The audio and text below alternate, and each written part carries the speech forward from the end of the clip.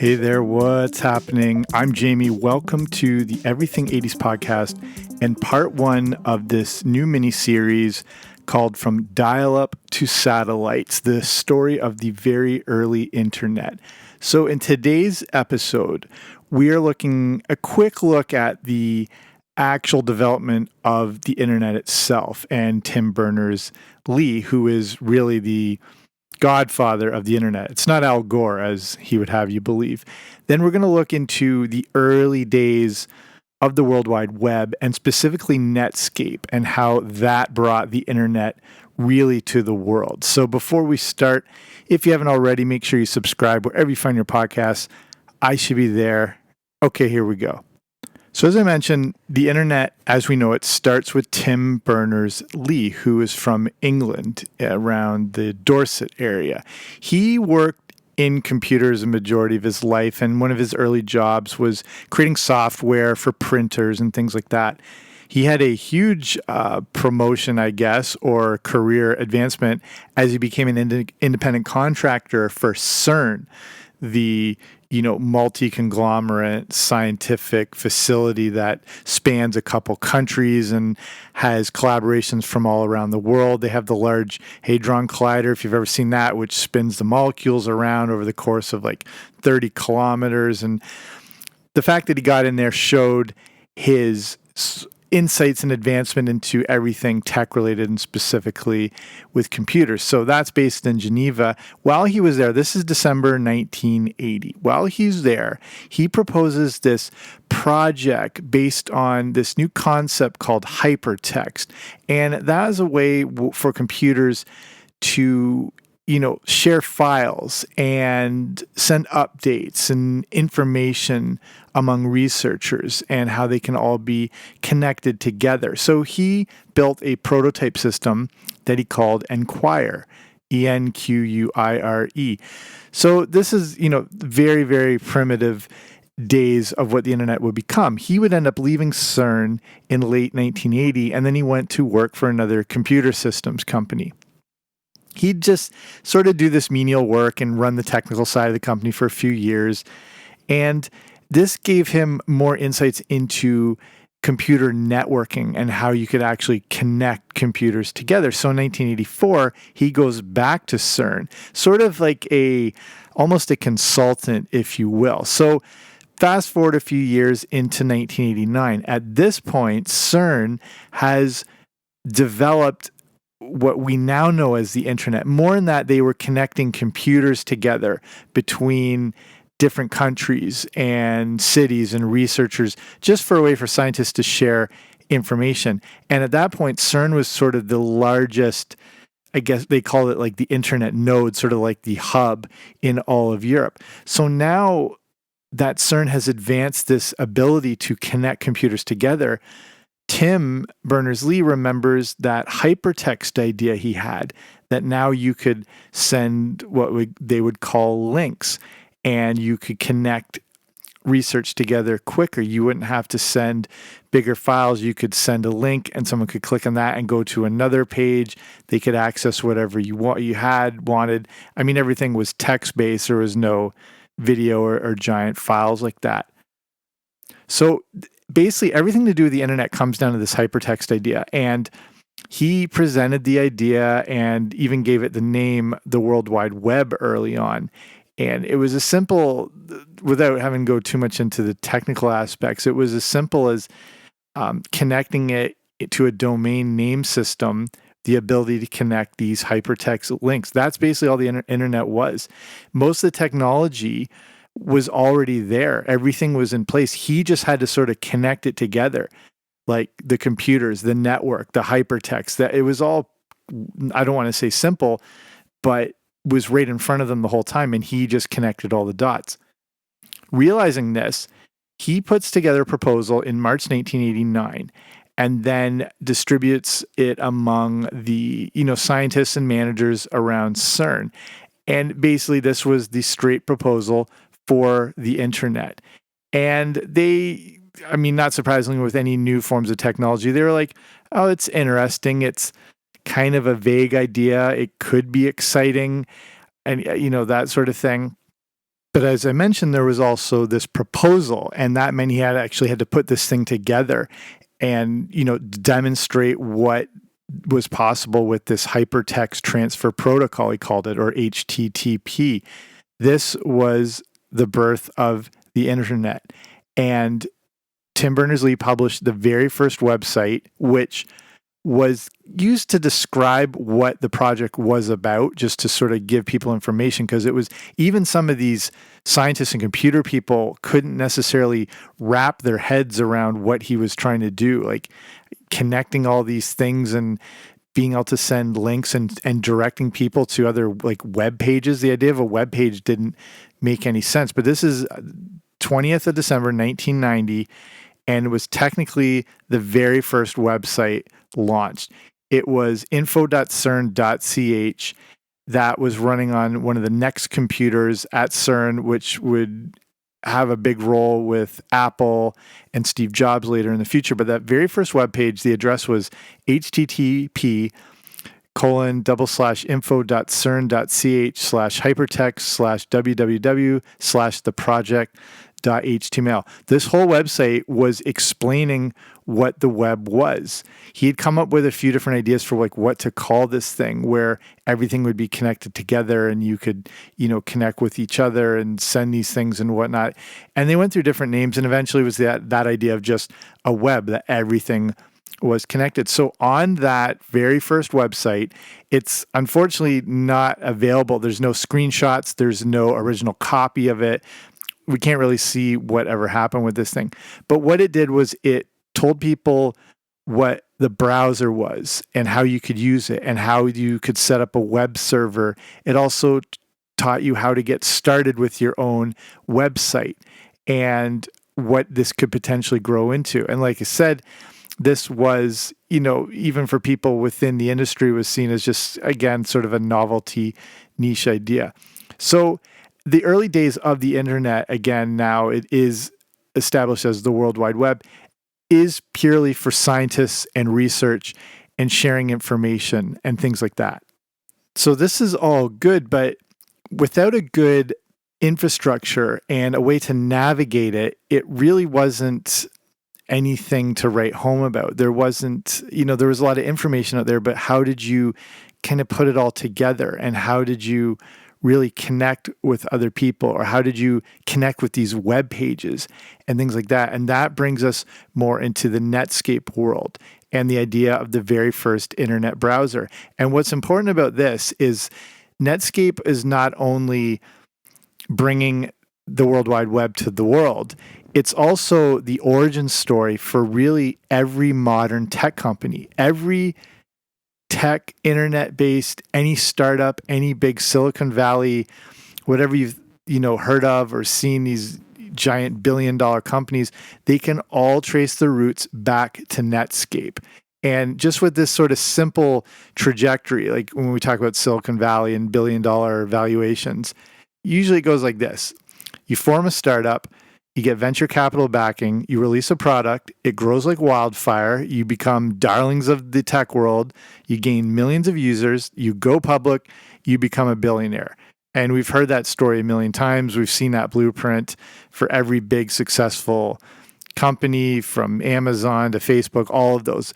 But it wasn't always like this. It all starts with Netscape, and it starts with a guy named Mark Andreessen. So he was a guy obsessed with computers, and computers, again, at that point are a real sort of niche hobby, and they're not accessible for the masses. And if you were involved in computers, you had to have a high level of skill to operate them. And having the skill and being connected and networking with like-minded people, he became aware of the internet and the World Wide Web.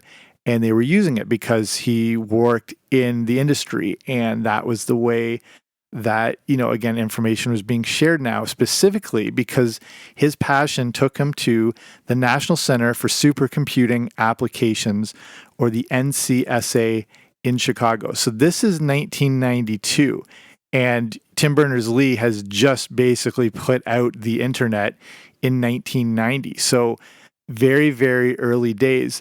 And because now all these networks were being able to connect together, there had to be, again, those like central hubs, like we mentioned CERN.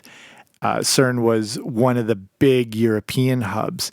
And it wasn't, there was no Wi-Fi. You couldn't go into a coffee shop and connect or whatever. So the NCSA in Chicago had one of the fastest internet connections in North America.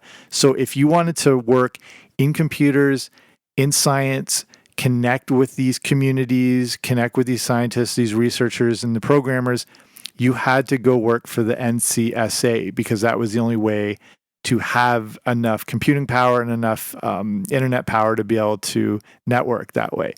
So Mark Andreessen, was one of the first student computer programmers at the NCSA. So again, the computers are connected together through the internet, but there wasn't an effective platform to connect everything you found online. There were, early web browsers, and Tim Berners-Lee had put one together, but there was no way to just sort of package all the information up and present it in one web page that you could look at. So while he was doing mindless coding work, Andreessen had been using his spare time, or when he wasn't working on what he was supposed to be, he was fully immersing himself in the World Wide Web and seeing that this is not only connecting the science and the tech people, but this could potentially connect the entire world together. It's not that other people didn't know this was a possibility, but he was the one who really started to kind of connect the dots into what was possible to create this connection between someone sitting in a room in Chicago and connecting with someone who had the same interest in Sydney, Australia. Again, the whole idea of the internet was just for science and research. So he believed he could evolve the web quicker and he could turn it into something more useful. So that meant they had to create a better web browser, because what was out there just wasn't cutting it. The internet is nothing if there isn't the software to both navigate and view it.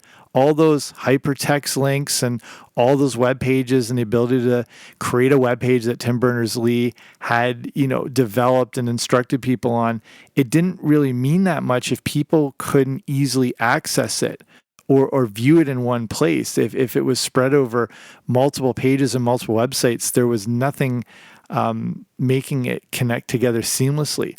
And again, there were early web browsers, but they were the same thing. They were super clunky. You had to basically be a data scientist to work through it. And at this point, he wasn't the only one with this idea, but the people who were there were dozens of people trying to create new web browsers, but they were, again, doing it for the same crowd. They were making it for the computer literate. Andreessen realized if this thing is going to grow, he wasn't thinking business yet, but if this thing was going to reach all areas of the world, it had to appeal to the common person. So in his own words, he decided to let the riffraff in, and that meant building a user-friendly browser that could show the world what this internet was truly capable of. Again, as each year was going by, actually as each few months were going by, the technology was growing and advancing.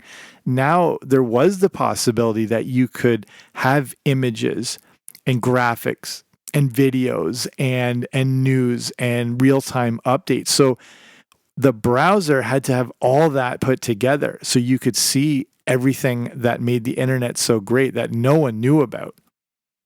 It took over a month of coding around the clock, but a browser was finally finished. They would call it X Mosaic, as it was meant to work with X Window, which was a popular graphic user interface with Unix users.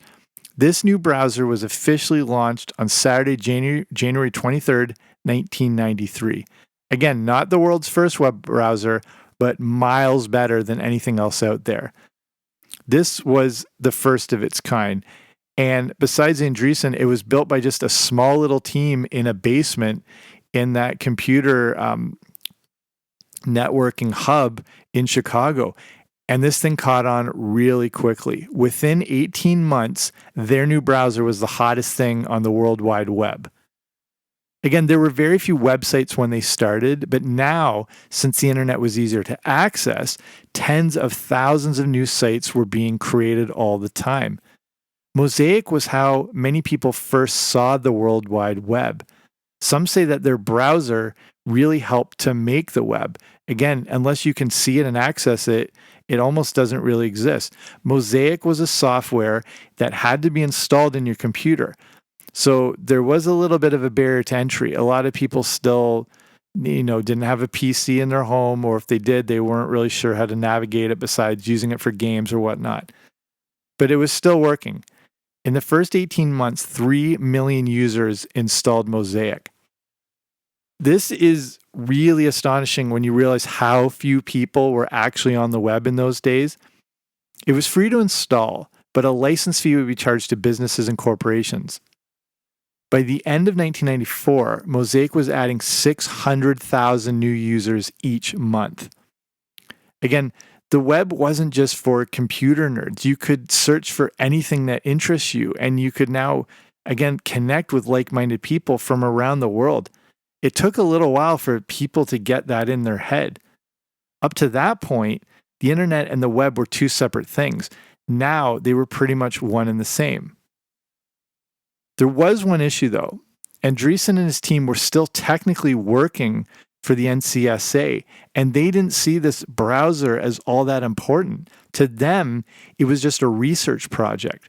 For some reason, they didn't see the massive potential in what was to become the very first true internet startup company. The other problem was it was taking up a lot of their bandwidth and power for something they just saw as a little side hobby that some of these programmers were doing. They knew the World Wide Web was the future, and since the NCSA wasn't taking Mosaic seriously, Andreessen realized he had to leave. They had to strike out on their own. And that's what brought him to Silicon Valley, which used to be a great place for computers and technology. The now famous Tech Valley was nothing to write home about when Andreessen got there in 1994. There had now been a tech recession, and many thought that the idea of the PC was finished, that it was a fad, sort of a flash in the pan. Silicon Valley would become the promised land when you wanted to launch a startup, but this was far from the case going into the mid-90s. Andreessen knew he wanted to be part of a company and take this thing to the world, but that was as far as it went. He didn't know anything about investors or even what a venture capitalist was. Now we enter into the man, Jim Clark. He had just left a company called Silicon Graphics. This was a billion-dollar company that he helped to start, and they created CGI animation. You might not know the name, but you've seen their work as they were really brought to the forefront when they created the dinosaurs in the first Jurassic Park movie. And people, if you remember seeing Jurassic Park for the first time and being bewildered with what you were seeing and what computer-generated imagery was capable of, these were the people that did it. He and Andreessen would soon cross paths. Clark had helped build this giant company, but he hadn't gotten rich from it. He needed a new venture, and he didn't know what it should be. A friend of his showed him the Mosaic browser, and then he saw the potential that this World Wide Web really could have. Andreessen and Clark then connected, where it was decided that Andreessen would come up with something and Clark would fund it. Andreessen was still all in on the World Wide Web. The web was growing at a pretty astonishing rate, and this was the time to make a commercial splash. Netscape would start out as Mosaic Communications Corporation in April 1994. So you might wonder, why did they have the same name? This is because Mosaic wasn't like a brand name. It was the name of the open source research project that was basically available to everyone. The problem was there wasn't a certainty if this name could be trademarked. but the NCSA made it too difficult, so the new startup abandoned the name altogether. The first name they came up with was called Mozilla, and that no doubt sounds familiar. That will be a future story related to this. But at the time, this was seen as a combination of Mosaic and Godzilla, because their idea is they just wanted to destroy this old sort of foundation of what was the first form of internet that wasn't being taken seriously by the NCSA. Another idea is that it might be a combination of the words Mosaic Killer. Either way, they didn't go with that, and the name Netscape popped up, and they decided that was the one. But fun fact, you can still go onto the web and see a copy of the original Mosaic Communications Corporation website and see what the internet was like in 1994. If you go to mcom.com, this is, again, one of the early full functioning websites. It's had been completely recreated from the original one. So what you're seeing is exactly what existed in 1994. So mcom.com if you want to check that out.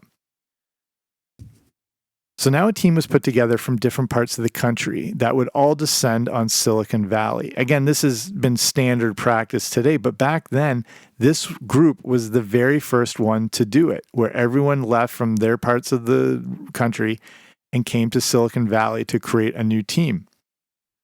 They had an office above a Mexican restaurant and started the new web browser from scratch. Netscape had become the first true web company, and it would give birth to the dot-com era. Everything that began in that office would create the blueprint for what a modern technology startup would be. The culture they created was young and just out of college. The emphasis was on speed compared to the years that product development used to take. There wasn't a physical product that may take upwards of a decade to develop. The team was dreaming up a product, coding it, and able to release it overnight. With the internet, you now got instant feedback. This allowed you to put out updates the same day if something was wrong, compared to in the old days where you were putting out, say, delivering full software or hardware, and if there's something wrong, you were screwed. This could all be done in real time. Startups used to move at the pace of a snail. Netscape made it lightning fast.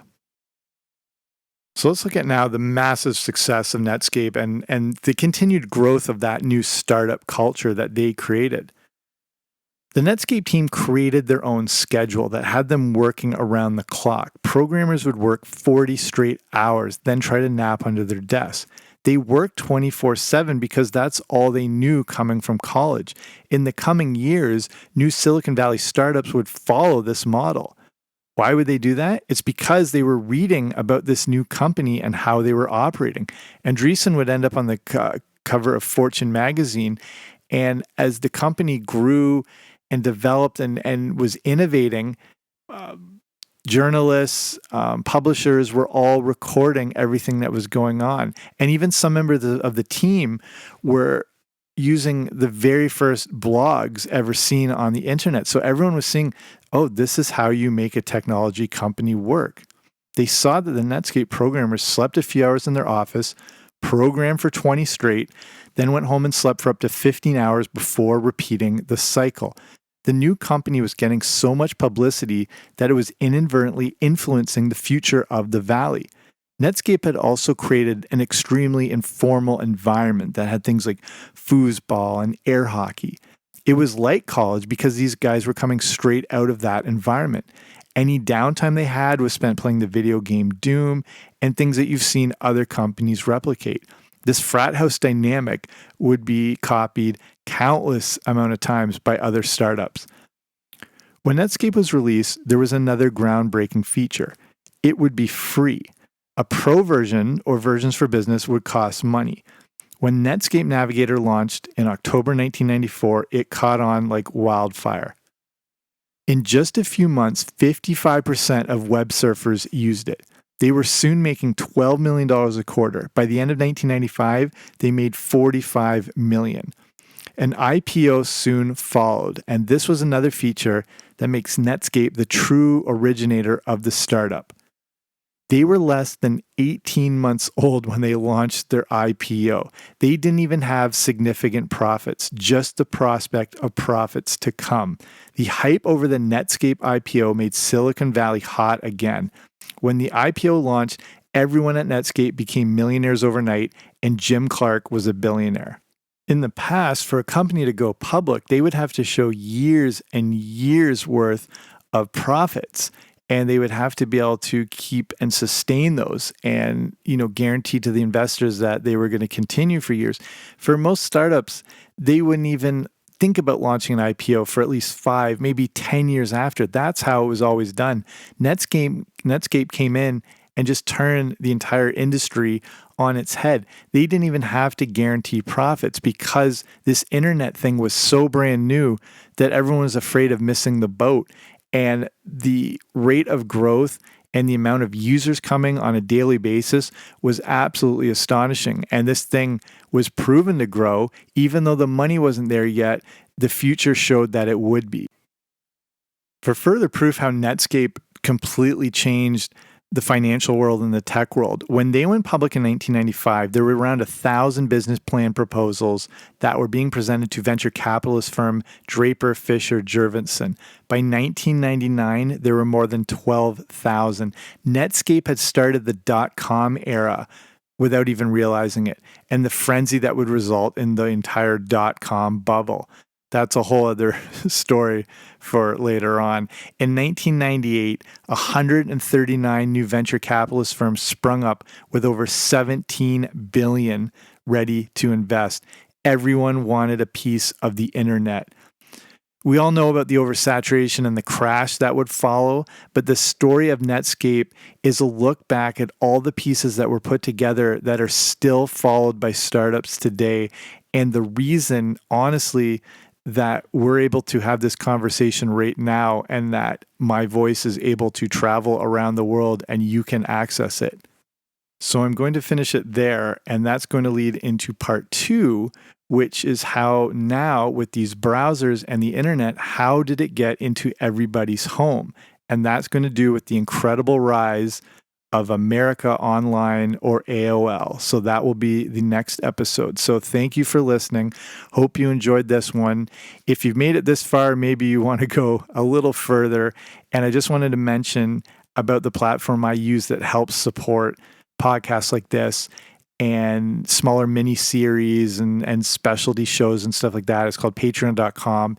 And in this sort of giant podcast world with all these celebrities and giant podcast networks, it's harder for smaller shows like this to stand out. So with Patreon, it's a way for like a few bucks a month to support this show, but also get different bonus audio content at the same time. So there are different tiers and different reward levels. Say like at the Boba Fett level for my show, it gives you access to the Everything 80s Movie Club, where I review the good, the bad, and the ugly of 1980s movies. So if you want to learn more about that or interested about supporting a show like this, you can go to patreon.com/80s, so patreon.com/80s, or wherever you're listening to this on, there should be a link that'll take you there. But that's it for me. Thank you for listening. Check me out next week with part 2.